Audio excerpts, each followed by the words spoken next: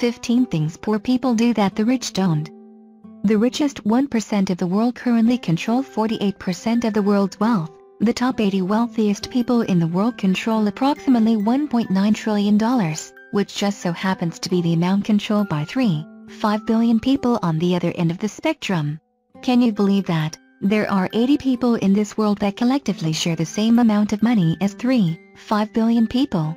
Global inequality continues to be a hot-button issue with many of us as we realize that we're in the bottom 99%.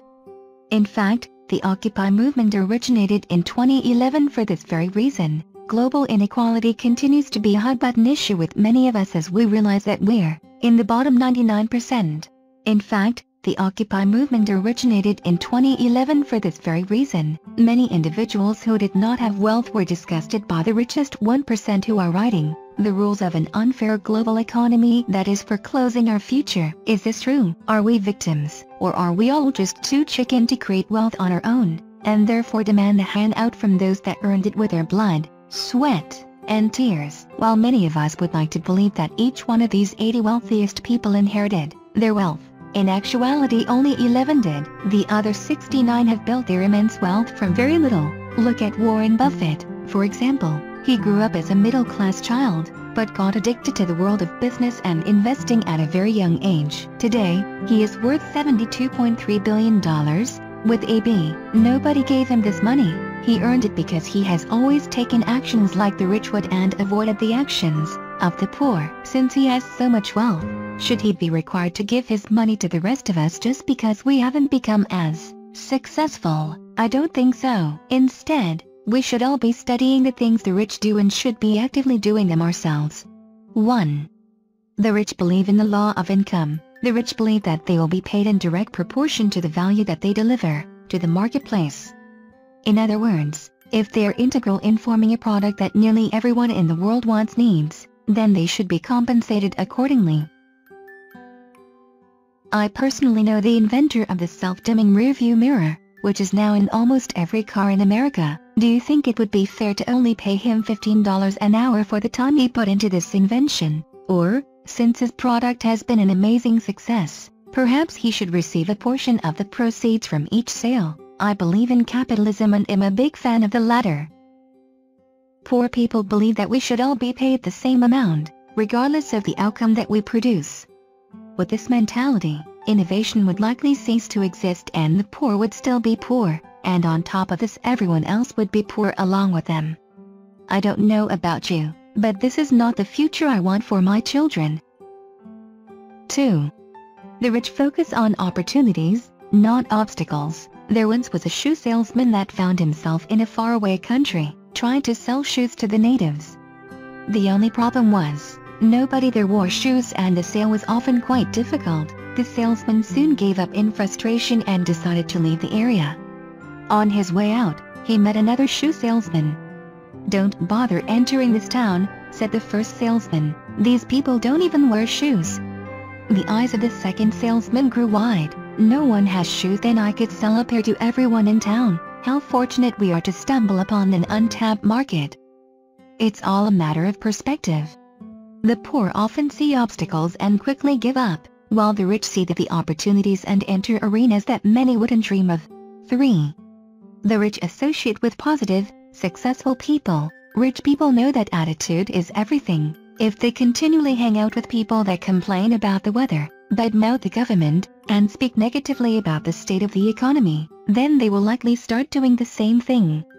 If, however, these same people start hanging around individuals that continuously talk about success, opportunity, and the positive things in life, chances are that they will see the world from an entirely different perspective.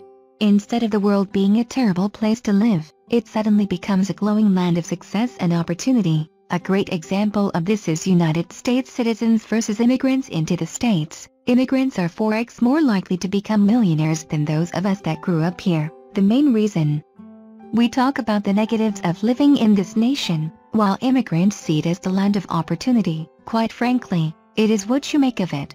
4. The rich are willing to promote themselves and their value. Rich people aren't afraid to tell you what they're great at. Most of the time, they aren't embellishing. It's the truth. Poor people might be great at many things, but they always seem to downplay them into nothing, either because they think negatively of salespeople or because they are not confident in themselves. Therefore, you assume their skills are just that? Nothing. If you want to be wealthy, you must learn how to become a salesperson and at the very least, sell yourself. 5.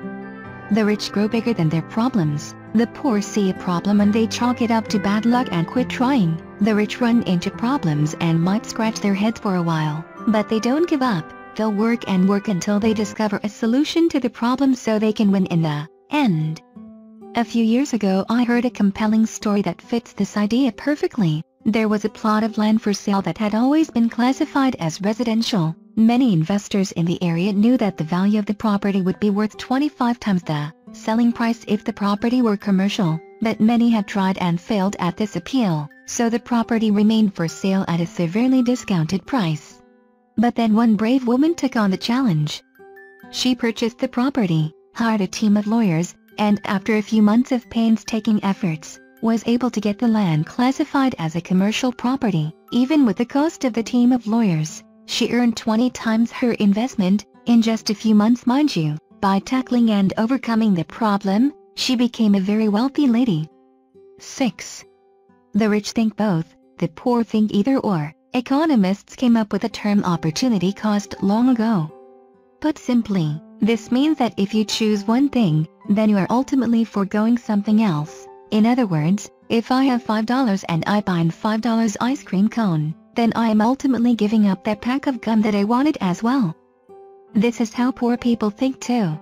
They have a set amount of money and they think that they can either spend it one thing or another, but not both. It sounds logical, doesn't it? But the rich focus on how they can get both. Following along the same lines as the example above, let's give a rich person $5. They too want both ice cream and a $5 pack of gum, but instead of thinking either or, they decide to go for both. To do this, the rich mindset would not buy the ice cream or the gum initially, but might instead buy a 24-pack of water for $5. They walk down the road a ways, sell each water bottle to passers-by for 50 cents and earn a total of $12. Now they can enjoy their ice cream, gum, and still have $2 left to spare. The rich have a both mentality, not either or. 7.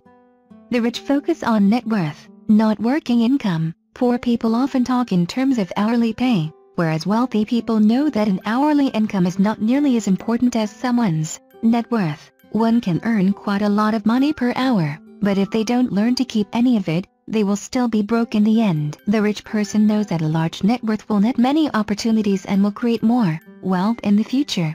8.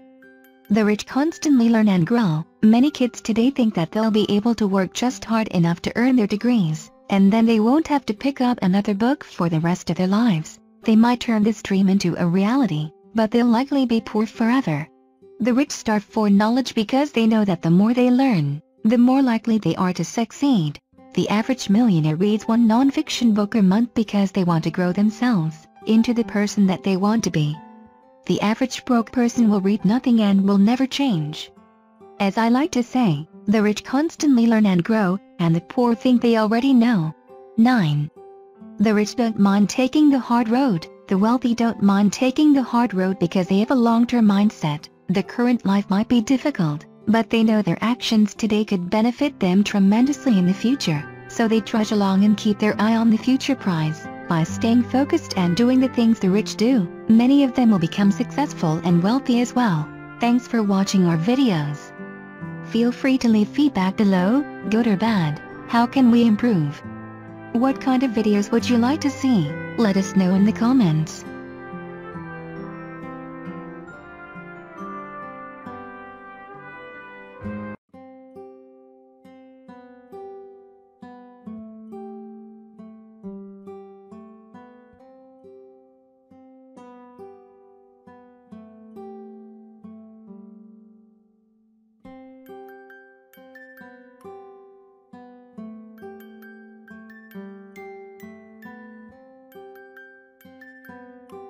Yeah.